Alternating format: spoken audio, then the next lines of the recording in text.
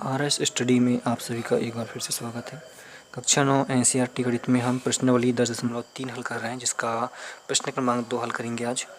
प्रश्न है, मान लीजिए आपको एक वृत्त दिया है, एक रचना करके केंद्र को ज्ञात करने के लिए दीजिए।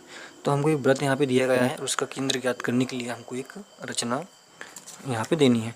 तो इस तरह का एक वृत्त हमको ले लेना है और इसका केंद्र ज्ञात करने के लिए हमको रचना देनी है। तो रचना करने के लिए सबसे मुख्य बिंदु होगा इसका, इसमें हम दो जीवाएँ बनाएं, दो समान जीवाएँ बनाएं। ठीक है, तो हम इसका पहला पॉइंट लिखेंगे यहाँ। तो हमने यहाँ पे स्केल की सहायता से वृत्त में दो जीवाएँ इसकी बना ली, ए बी और सी डी। ठीक है, अब हमने बना ली। केंद्र ज्ञात करने के लिए इसका हमने रचना लिख लिया। केंद्र ज्ञात करने के लिए हम जीवा ए और बी लेंगे। जीवा ए और बी में इसकी लंबाई के आधे से अधिक का चाप हम ऊपर की ओर और बिंदु बी से ऊपर की ओर और बिंदु बी से नीचे की ओर काटेंगे। उसी प्रकार बिंदु ए से आधे से अधिक की लंबाई का चाप ऊपर और नीचे दोनों साइड इसका हम काटेंगे। उसी प्रकार यहाँ पे भी दोनों तरफ चाप हम काटेंगे। ठीक है, और इसका पद भी हम रचना का लिखेंगे।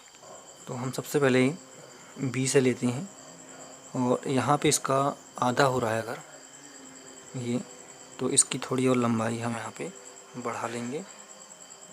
इस तरह से ही आधा से अधिक हो गया है। ठीक है, तो इसका चाप हम यहाँ पे एक ऊपर की ओर काट लेंगे और एक यहाँ पे नीचे की ओर। ठीक है, तो जो नीचे का है वो हम यहाँ पे काट लेते हैं। उसी प्रकार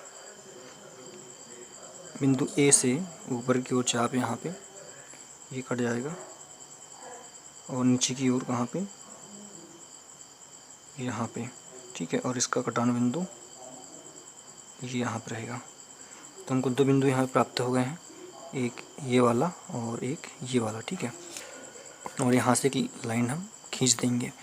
तो इसका हमने क्या लिखा है यहाँ पे कि बिंदु ए तथा बी को केंद्र मानकर ए बी लंबाई के आधे से अधिक लंबाई का चाप ऊपर तथा नीचे की ओर काटा। तो इस तरह से एक चाप काट लेना है। ठीक है, और इसको हम बिंदु P और इसको हम बिंदु Q देते हैं। तो अगला पॉइंट इसको लिखेंगे, बिंदु P से Q को मिलाया, बिंदु P से Q को मिलाया। इस तरह से यहाँ पर पॉइंट लिखेंगे। उसी प्रकार हमने जो जीवा है सी डी, इस पर भी बिंदु C को केंद्र मानकर नीचे और ऊपर चाप काटा यहाँ पे। ठीक है, उसी प्रकार D को केंद्र मानकर ये वाला चाप हमने काटा। अब इन दोनों बिंदु को हम नाम दे देते हैं, इसको M और इसको N नाम हम दे देते हैं। अब इन दोनों को हम मिला देते हैं, एक एक खंड प्राप्त हो जाएगा हमको यहाँ पे। तो इस तरह से हमने यहाँ से यहाँ तक एक लाइन बना दी और इन दोनों का जो कटान बिंदु यहाँ पे प्राप्त हो रहा है। तो हमने यहाँ पे क्या लिखा है कि बिंदु C तथा D को केंद्र मानकर CD लंबाई के आधे से अधिक लंबाई का चाप ऊपर तथा नीचे की ओर काटा। ये हमने यहाँ पे काटा था दोनों साइड। ठीक है, बिंदु M तथा N को हमने मिला दिया, जो रेखाखंड हमें MN प्राप्त हुई।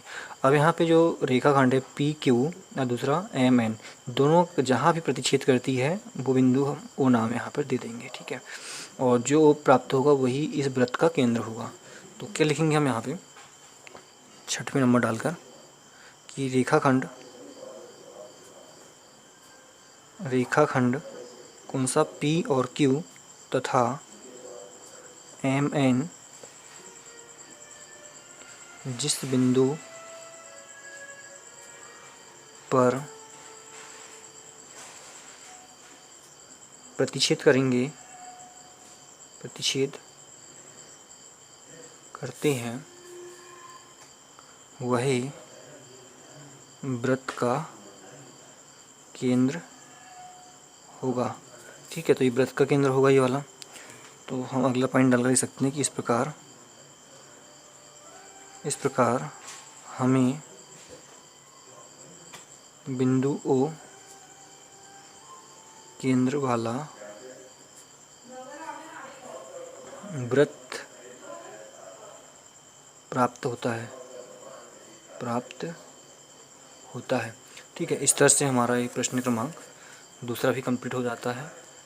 तो सबसे पहले इसमें हमें रचना करनी है, तो पहले तो हम वृत्त यहाँ पर बनाएंगे और रचना करते हुए यहाँ पे इस तरह के हम पॉइंट लिखते जाएंगे। ठीक है, इसका स्क्रीनशॉट ले लीजिएगा।